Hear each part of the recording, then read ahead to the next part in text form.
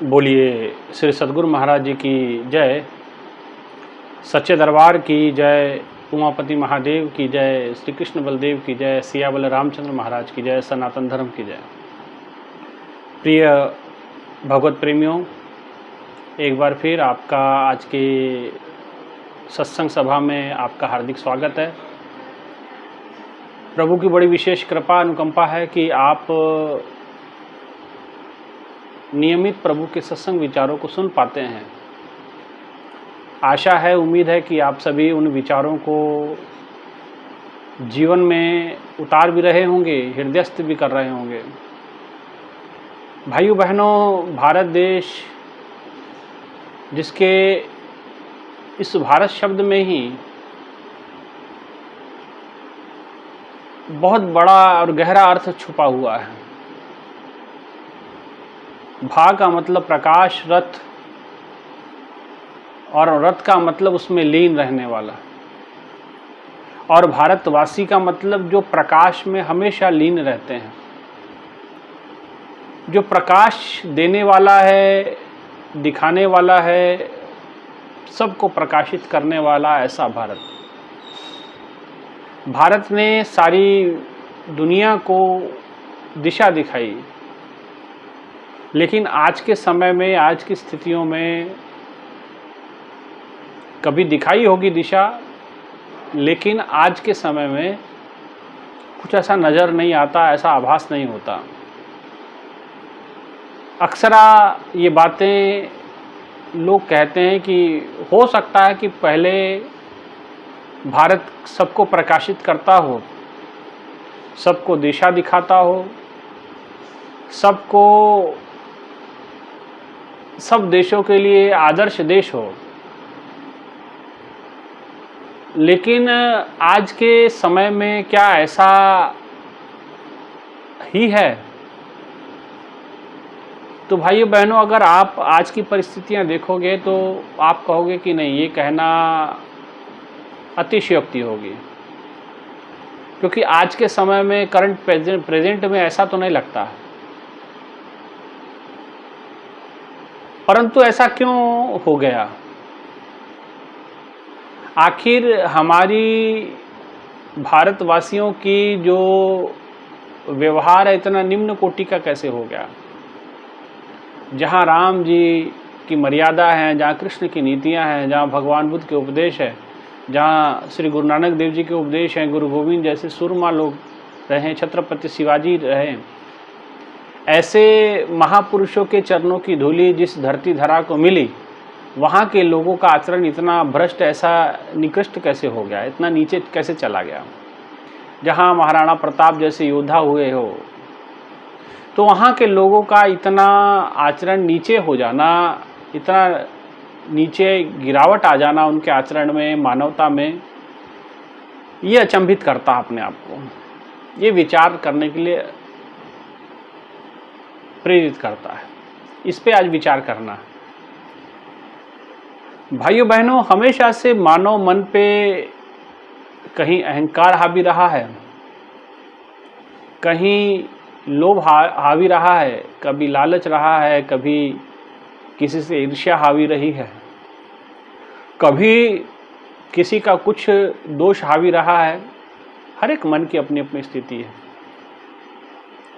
और बहुतेक लोग, मेजॉरिटी में लोग इस रोग से पीड़ित है। कोई ईर्ष्या के रोग से पीड़ित है, कोई मोह के रोग से पीड़ित है, कोई लोभ के रोग से पीड़ित है, क्योंकि निष्काम भाव किसी के अंदर नजर नहीं आता। अपने भीतर जानने की आवश्यकता है, जागरूक होने की आवश्यकता है। जब तक अपने आप को जगाएंगे नहीं, जब तक अपने आप को जानेंगे नहीं, अपने आप को प्रकाश की ओर उन्मीलित नहीं करेंगे, तब तक ये भारत फिर से वैसा भारत नहीं बन पाएगा जैसा हमारे महापुरुषों ने हमारे धार्मिक ग्रंथों में इसकी रूपरेखा दर्ज की। एक श्लोक आता है, अस्तो माँ सद्गमय तमसो माँ ज्योतिर्गमय, कि हम असत्य से सत्य की ओर जाएं और तमस से प्रकाश की ओर, रोशनी की ओर बढ़ें, अंधेरे से प्रकाश की ओर जाएं। आखिर ये प्रार्थना क्यों करनी पड़ती है? क्योंकि आप अंधेरे में हैं, आपको काम, क्रोध, लोभ, मोह, अहंकार, ये सब विकार आपको लेके चल रहे हैं अंधेरे की ओर। अब अंधेरे की ओर जब लेके जाते हैं तो अब अंधेरे का मतलब है कि आपको गुमराह करना, अंधेरे का मतलब है कि आपको भ्रमित करना, अंधेरे का मतलब है कि आपको आपके आचरण को भ्रष्ट करना। आप भ्रमित होते हैं और आप गुमराह होते हैं। आप जब आदमी अंधेरे में है तो उसे पता नहीं, दिशा का भान नहीं होता, दिग्भ्रमित हो जाता है। और अंधेरे में भ्रम अधिक होता है। और यही कारण है कि हम भारतवासी जो अंधेरे में अंदर की अंधकार को दूर नहीं कर पाए, इसलिए भ्रमित हो गए। आप उस अंधकार में कहीं खो गए, अपने आप को, अपने अस्तित्व को कहीं खो बैठे हैं आप लोग। क्यों? कहीं माया की चकाचौंध आपको भ्रमित करती है, आपको अंधा कर देती है, अंधकार में घुसा देती है। कहीं बॉलीवुड है, कहीं टॉलीवुड है, कहीं जो है हॉलीवुड है, कहीं कुछ है, कहीं कुछ है। तो ये जो माया की चकाचौंध हम देखते हैं, इससे आप भ्रमित हो जाते हैं। और जैसी चीज़ें आप देखते हैं वैसा वैसा आप करने का प्रयास करते हैं और आपके मनोभाव कुछ वैसे होते जाते हैं जिसके कारण से आप अंधकार में और गहराई में जाते जाते हैं, भ्रमित होते जाते हैं। हमारे भ्रम का कारण लोभ भी है। आज हमारी शिक्षा व्यवस्था को आप देख लीजिए, शिक्षा में संस्कार नहीं है, शिक्षा में व्यवहार नहीं रहा, या शिक्षा का व्यवहार में उतार नहीं पाए हम शिक्षा को, वो केवल किताबों तक सीमित रह गई, हमारे संस्कारों में नहीं जा पाई, हमारे डीएनए में नहीं जा पाई, जिसके कारण से शिक्षा केवल पेट भरने तक ही सीमित रह गई। आज कोई बच्चा पढ़ता है, पढ़ लिख के बड़ा, उससे पूछो कि बड़ा होके क्या करोगे, यहाँ तो कहता हो कोई नौकरी करेगा, पैसा कमाएगा। भाई क्यों नौकरी करोगे? तो पैसा कमाएंगे। पैसा क्यों कमाओगे? तो बोले अच्छे से रहेंगे। अच्छे से क्यों रहोगे? बोले खाएंगे पिएंगे, बढ़िया से रहेंगे। यही उसके उत्तर कुछ मिलेंगे। और खा पी कर क्या करेंगे? जिएंगे। और जी कर क्या करेंगे? बाद में मरेंगे। कब तक जिएंगे? तो मरना ही है। तो अंतोगत्वा स्थिति होने वाली है। शिक्षा का उद्देश्य विनम्रता थी, शिक्षा का उद्देश्य विद्यार्थी को संस्कारित करना था, शिक्षा का उद्देश्य शिक्षा के जो नैतिक महामूल्य हैं वो जीवन में आ जाएं तो कहते हैं कि जीवन स्वर्ग से ऊंचा हो सकता है, स्वर्ग से सुंदर हो सकता है, हिमालय से ऊंचा हो जाता है। लेकिन उन संस्कारों को हम ग्रहण नहीं कर पाए। यही कारण है कि आज भारतवासी, भारत एक भूखंड नहीं, हम सभी लोगों के से बना एक प्रकाश पुंज था। लेकिन ये प्रकाश पुंज की जो रोशनी है, प्रकाश है, ये धूमिल कम हो गया है, डिम हो गया है, इस पर अंधकार हावी हो गया है। अंधकार जैसे आप देखिएगा, कोई बल्ब को आप देखिएगा, एलईडी बल्ब आजकल सबके घरों में हो गए। तो एलईडी बल्ब के ऊपर क्या होता है कि अगर आप उसको काफ़ी समय से लगा हुआ है तो उस पर मक्खियाँ बैठती हैं, कोई मच्छर बैठते हैं, कोई कीट पतंगा आकर बैठ जाते हैं, तो उसके ऊपर काले काले काले काले दाग लग जाते हैं, काले काली मैल उसके ऊपर चढ़ जाती है। और जब बल्ब चालू करते हैं तो उसकी रोशनी, जितनी उसकी रोशनी उतनी आ नहीं पाती। कारण क्योंकि उसके ऊपर जो मलिनता है, जो ऊपर गंदगी लग गई, जो कालीमा लग गई, उसके कारण से उसकी रोशनी धूमिल हो गई, कम हो गई। ऐसे ही ये जो भारत है प्रकाश पुंज है, इसके ऊपर भी हमारे लोभ का, हमारे लालच का और बहुतेक मेजॉरिटी, ज़्यादातर 90% या 99% कहा जाए तो गलत नहीं होगा, कुछ ही लोग होंगे जो निस्वार्थ भाव में होंगे या निष्कामी होंगे, निष्कपट होंगे, निश्चल होंगे, जिसके अंदर लोभ नहीं होगा, लालच नहीं होगा, संयमित होंगे। तो हम 99% लोगों ने काली माँ उसके ऊपर ऐसा, उस प्रकाश के ऊपर अपनी काली माँ छोड़ी, मलिनता छोड़ी कि वो उसकी रोशनी ही बाहर जानी बंद हो गई, जिसके कारण से क्या हुआ, जो जगत गुरु था, जो संसार को रास्ता दिखाता था, आज उन्हीं के लोग रास्ता ढूंढते फिर रहे हैं। जहाँ पूरे विश्व के लोग भारत आते थे पढ़ने के लिए, अब भारत के लोग विदेशों में पढ़ने जाते हैं। कभी यहाँ नालंदा यूनिवर्सिटी थी, कभी विक्रमशिला यूनिवर्सिटी थी, कहीं तक्षशिला यूनिवर्सिटी थी, लेकिन आज लोग ऑक्सफोर्ड जाते हैं पढ़ने के लिए। कोई जर्मनी जा रहा है, कोई इटली जा रहा है, कोई कहीं जा रहा है, कोई कहीं जा रहा है, कोई इंग्लैंड जा रहा है, कोई अमेरिका जा रहा पढ़ने के लिए। उनको लगता वहाँ ABCD को A के नीचे पूँछ लगी होगी, B के नीचे कुछ उसके सिर पे सींग लगा होगा। भाई ABCD यहाँ भी सीखोगे, वहाँ भी सीखोगे, एक ही बात है। जो टेक्नोलॉजी का ज्ञान वहाँ प्राप्त करोगे, यहाँ भी प्राप्त कर सकते हैं। लेकिन हम बाहर की तरफ मुंह उठा के ज़्यादा देखते हैं, क्योंकि दूसरे के थाली में पड़ा हुआ लड्डू हमें ज़्यादा बड़ा दिखता है। वहाँ की चमक चांदनी, वहाँ की जो पैसा है हमें आकर्षित करता है, वो हमारा ब्रेन ड्रेन करते हैं। भाइयों बहनों, जो शिक्षा हमारी नैतिकता और हमारे संस्कारों में उतरनी चाहिए थी, वो नहीं उतर पाई। हमने शुरू से शिक्षण प्राप्त किया, पैसा कैसे कमाएं और किस प्रकार से हम अपने कारोबार को बढ़ाएं, यही शिक्षा हम प्राप्त करते हैं, और वो भी अपने स्वार्थ से सीमित रह जाती है। लेकिन भारत देश, ये भारत देश की कहानी बड़ी अजब है। ये त्याग की धरती है, ये बलिदानों की धरती है, ये तपस्वियों की धरती है, ये महामानवों की धरती है। यहाँ ऋषि मुनि समय समय पे त्याग तपस्या से अनेकों उन्होंने कहानियाँ रची हैं, अनेकों उन्होंने इतिहास गढ़े हैं। ये भक्ति प्रधान देश है, इसके DNA में भक्ति है। इसलिए तो आप देखिएगा कि कई सारे देश जो नक्शे से ख़त्म हो गए, कई सारे देशों की संस्कृति लुप्त प्राय हो गई, लेकिन भारत की सनातन परंपरा, सनातन संस्कृति को कभी कोई लुप्त नहीं कर पाया। क्यों नहीं कर पाया? क्योंकि हमारे DNA में है। हम मर भी जाएंगे, फिर जन्म होगा, फिर हमारे भीतर वही परंपराएं जन्म लेंगी, क्योंकि हमारे DNA ऐसे बने हुए हैं। अक्सर विश्व इस बात पे सोचता है कि अनेकों देशों की हस्तियां खत्म हो गई, पूरे भौगोलिक जो उनकी स्थितियां थी बदल दी गई, उनके धर्म बदल दिए गए, लेकिन भारत में ऐसा नहीं हो पाया।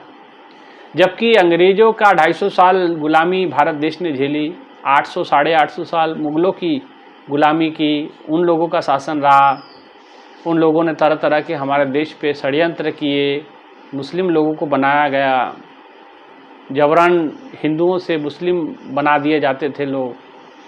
लेकिन फिर भी भारत देश में आज भी 800 साल मुग़ल रहने के बाद भी हिंदू मेजॉरिटी है। क्यों है?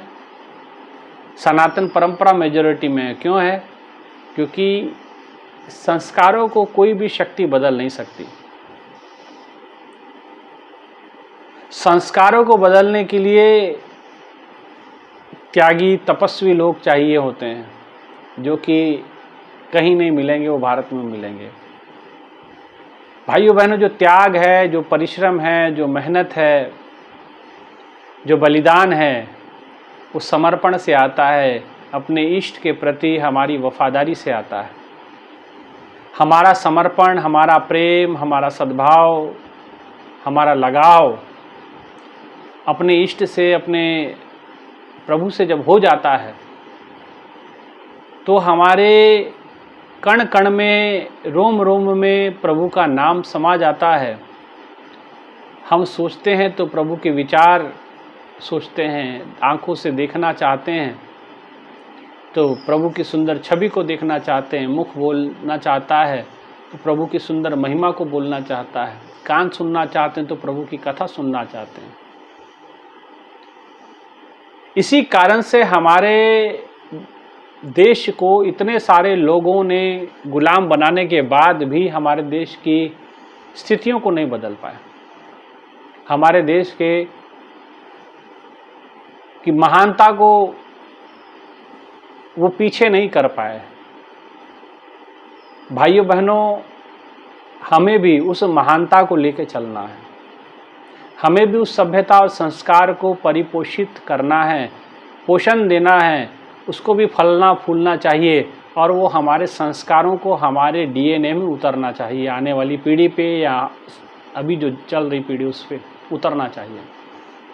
और ये तभी उतरेंगे जब हम भगवान के बताए हुए, ईश्वर के बनाए हुए मार्ग को, संतों के बताए हुए मार्ग को हम जानेंगे, क्योंकि धर्म का मार्ग संत का मार्ग धर्म की पौड़ी, तो संत का मार्ग ही धर्म की पौड़ी होता है, सीढ़ी होता है। जब तक ऐसे संत, ऐसे सतगुरु हमारे जीवन में नहीं आते हैं।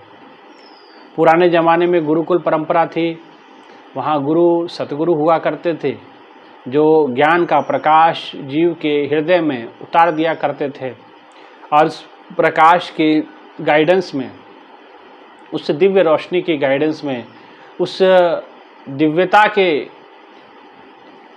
दिशा निर्देश में वो बच्चा अपने जीवन का हर एक पड़ाव पार करता था और बड़े सुंदर आचरण को लेकर के वो आगे बढ़ता था। गुरुकुल पे आता तो एक अबोध बालक था, लेकिन जब निकलता था तो एक सुसंस्कारित युवा निकलता था, जिसके अंदर अच्छे बुरे का ज्ञान है, भले बुरे की पहचान है, विनय है, विनम्रता है, सद्ज्ञान है, विवेक है, बुद्धि चातुर्य भी है और ईश्वर के प्रति असीम मन में प्रेम है। जब ऐसे युवान गुरुकुल से निकलते थे तो समाज में व्यवस्था अच्छी होती थी। जब से गुरुकुल परंपरा खत्म हुई, शिक्षा, भौतिक शिक्षा ने जन्म ले लिया, भौतिक शिक्षा को महत्व अधिक दिया गया, नैतिक मूल्यों से ज़्यादा भौतिक शिक्षा ने महत्व दिया। और भौतिक शिक्षा को जिस समय हमने महत्व दिया और भौतिक शिक्षा ने हमें सिखाया, पाश्चात्य विषयों को हमने ज़्यादा स्वीकार किया, इसका बहुत बड़ा श्रेय हमारी सरकारों को जाता है। अभी भी सरकार जागी नहीं है, अभी भी सोई रही है, पता नहीं वो किस चीज़ का इंतज़ार कर रही हैं कि कब, पता नहीं मानवता ख़त्म होने का इंतज़ार कर रही है कि क्या कर रही हैं। अभी भी मुख्यमंत्री योगी जी हैं, उनके शासनकाल में शराब के ठेके खुल ही रहे हैं, पता नहीं वो कब इनके ऊपर एक्शन लेंगे। एक हॉस्पिटल था सिसवा बाज़ार में, वो हॉस्पिटल 6 साल से मैं देख रहा था, वहाँ हॉस्पिटल था एक चौराहे पे, बिल्कुल मेन चौराहा है, और वो 6 साल से वो हॉस्पिटल अब पिछले 1-2 महीने में बंद हो गया। जैसे बंद हो गया, वहाँ शराब का दुकान खुल गया है। अब आते जाते उस चौराहे पे इतनी भीड़ होती है, शराबियों की गाड़ियाँ वहाँ इतनी लगी होती है, माताओं बहनों का वहाँ से आना जाना मुश्किल हो गया, और बिल्कुल चौराहे पे है। और सरकार संत की है और संत के शासन में शराब के ठेके धनाधन खुले जा रहे हैं, तो कहीं ना कहीं ये तो सोचना बनता है भाई जहाँ गलत है वहाँ आपको कोई हम समझाएंगे भी, हम बताएंगे भी, कि हम इशारा तो करेंगे। आप खुद इतने बड़े पदस्थ हैं और संसार, मुख्यमंत्री तो कोई पद नहीं आपका, जिस पद पे आप बैठे हैं, आप महंत हैं गोरखनाथ पीठ के, तो आपको स्वयं ये सोचना चाहिए कि भाई शराब के ठेके खुल रहे हैं जगह जगह, शराब की दुकानें बंद होनी चाहिए, शराब के कारखाने बंद होने चाहिए, तमाम नशे के ऊपर पाबंदी लगनी चाहिए, गुटखा तंबाकू ये सब धड़ल्ले से जहाँ मर्जी लोग थूक देते हैं, इस पर प्रतिबंध लगना चाहिए। तो ये शिक्षा पता नहीं क्यों संस्कार हमारे नेताओं को आ रहा है या हमारे जो ऊपर बैठे हुए लोग हैं उनको कब ये सब चीज़ें पता होगी, जबकि जान रहे हैं कि तम्बाकू खाने से कैंसर होता है, फिर भी कभी कोई तम्बाकू की फैक्ट्री के ऊपर रोक नहीं लगी। गुटखे की किसी फैक्ट्री पर रोक नहीं लगाती है सरकार, उनको पता है गुटखा खाने से, तम्बाकू खाने से जो है कैंसर हो जा रहा है। शराब पीने से लीवर डैमेज होते हैं, दुनिया भर के घरों की हालात बद से बदतर होते जा रहे हैं, संस्कार घटते जा रहे हैं, संस्कार आचरण में गिरावट आते जा रही है, फिर भी सरकारों के कानों में जू नहीं रेंग रही है। तो ये क्या हो रहा है? ये यही कारण है, ये जो कलयुग की मलिनता है ये ग्रस्ती जाती। और लोभी कहते न कलिमेली ग्रसे लुपद भय सदग्रंथ, दम्भी निजमति कलप की प्रकट कीन बहुपंथ। दम्भी लोग, लोभी लोग, लालची लोग जब मुख्य धारा में बैठते हैं, मुख्य जगह पे आते हैं, ऊंचे पदों पे आसन लगा लेते हैं, तो फिर उनके द्वारा यही होता है। जो चीज़ बंद करनी चाहिए वो बंद नहीं होनी चाहिए। तो सरकार को चाहिए था कि पहले दिन सरकार जिस समय अपने मुख्य रूप में जिस समय वो कार्य संभालते हैं तो सबसे पहले उन्हें बता देना चाहिए था कि भी ये चीज़ बंद हमको करनी है, कर्मचारी लग जाएं। बिहार एक छोटा सा राज्य है और उन्होंने शराब बंद करके बता दिया कि भाई कुछ नहीं हो सकता है। लोग कहते हैं कि भाई उसी से सब कुछ चलता है, भाई उसी से सब कुछ बिगड़ता भी है, शराब पीने से ही सब कुछ बिगड़ा भी है। शराब बंद कर दोगे तो सबसे पहले नेता सुधरेंगे, लोग सुधरेंगे, है ना, लोगों का रहन सहन, उम्र तो कम से कम लंबी होगी। तो ये बहुत सारी चीज़ें जो विचार करने योग्य बातें हैं, लेकिन कहाँ संस्कार चले जाते हैं। तो दम्भी निजमति प्रकट कीन बहुपंथ। दम्भी लोग, लोभी लोग, लालची लोग अनेकों मतों के द्वारा, अपने मतों के द्वारा बहुत सारे पंथ पंथाएं बना लेते हैं। यही कारण है कि हमारी जो भारत की प्रकाश है, भारत की जो रोशनी है, भारत की जो दिव्य ऊर्जा है, भारत का जो दिव्य प्रकाश है, वो फैल नहीं पा रहा है। अब डींगे जितनी मर्जी मारो कि हमने ये कर दिया, हमने वो कर, ये कोई, हम उसको तरक्की नहीं मानते, हम उसको कोई कुछ नहीं मानते। हम जब तक मानव के भीतर दिव्यता उजागर नहीं होती, क्योंकि श्रेष्ठ योजनाओं की आवश्यकता नहीं है, श्रेष्ठ मानवों की आवश्यकता है। जब तक श्रेष्ठ मानव नहीं बनोगे और मानवता को ग्रसने वाले, मानवता को खत्म करने वाले जो भी उपक्रम चल रहे हैं, चाहे वो शराब से संबंधित है, चाहे वो नशा किसी भी प्रकार से, चाहे भांग का है, चाहे धतूरे का है, चाहे वो गुटखे तम्बाकू का ही है, ये जब तक इन्हें खत्म करें, जो मानवता की, जो मानवीय गुण है जिसको भ्रष्ट करता है, खत्म करता है, ऐसे तत्वों को हमें खत्म करना चाहिए। तभी क्रिएटिविटी काम हो सकता है। आप चांद पे पहुंच जा रहे हैं, फायदा क्या उसका चांद पे पहुंचने का? धरती पे आपको चलने नहीं आता है, पांव चलते चलते लड़खड़ा जाते हैं। तो भाइयों बहनों, ये संस्कार, अब ऐसा नहीं कि कोई पढ़ा लिखा नहीं है, पढ़े लिखे भी हैं, जो इस शराब के सारे कामों को देखते हैं, जो भी ये डिपार्टमेंट देखता है, विभाग देखता है, तो उसको कोई बहुत बड़ा ऑफिसर ही देखता होगा। IAS IPS कोई बहुत बड़े ऑफिसर होते हैं, वही सब देखते हैं, वो तो पढ़े लिखे हैं। तो क्या उनको समझता नहीं कि शराब पीने से कैसे क्या लीवर खराब होते हैं, डैमेज होते हैं, लोगों के घर बर्बाद होते हैं, फिर भी चल रहा है धड़ल्ले से। तो ये शिक्षा संस्कारों में नहीं आई है, नैतिकता भी संस्कारों में उतरी नहीं है, इसलिए ये दोगलापन है।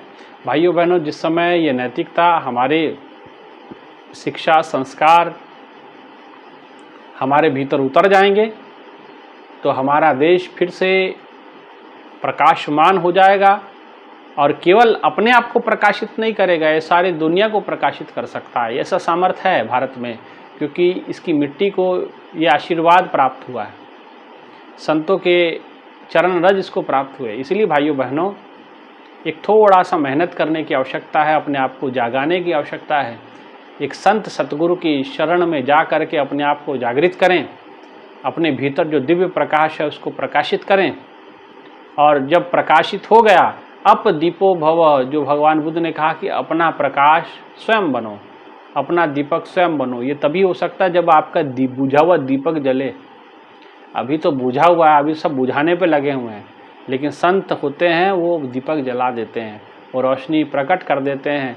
और जिस समय वो रोशनी आपकी आत्म रोशनी, आत्मचिंतन, आत्म प्रकाश आपके अंदर आ जाता है, आत्मा की ज्योति आपके अंदर प्रकट हो जाती है, तो फिर आप स्वयं अपना दीपक बन जाते हैं। इसलिए आज हमारा देश जो कभी जगत गुरु था, आज नहीं है, इसको अगर पुनः जगत गुरु की गद्दी पे स्थापित करना है तो सर्वप्रथम सभी लोगों को अपने आप को जागरूक करना पड़ेगा, अपने आप का दीपक बनना पड़ेगा, अपने आप को प्रकाशित करना पड़ेगा। एक संत सदगुरु के शरण में जा करके अपना प्रकाश जागृत करें और अपने आत्म प्रकाश को जागृत करके आपके अंदर वो शिक्षा, वो ज्ञान संस्कारों में जिस समय प्रवाहित हो जाती है, संस्कारों का रूप लेके हमारे डीएनए में उतर जाती है, फिर श्रेष्ठ योजनाओं से बेहतर श्रेष्ठ मानव जब निर्माण होते हैं, तो जब श्रेष्ठ मानव आते हैं तो श्रेष्ठ कार्य भी होते हैं उनके द्वारा, ठीक है ना।